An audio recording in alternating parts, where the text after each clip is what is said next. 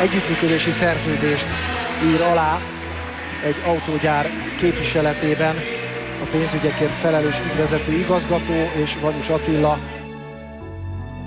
That's crazy, this negotiation since 2006. You know, I was just 7 years old. I just started the school. I was still in high school and I played for the club where I started handball actually. Oh, that's so nice.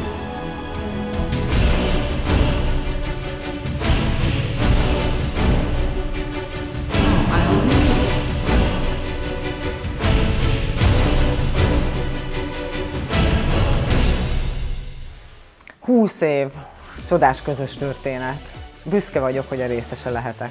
Az a szemléletmód, amivel az Audi évtizedek óta rendelkezett, már akkor rengeteget hozzátett ahhoz, hogy ez a csapat a világ legjobbjává váljon. Ha bármit is csinálunk, a legjobbat próbálunk csinálni, akkor Audi beszállt hozzánk. Olyan visszajelzést kaptam, de szerintem mindenki, hogy jó úton járunk, sikerúton járunk. Köszönjük az elmúlt 20 évet!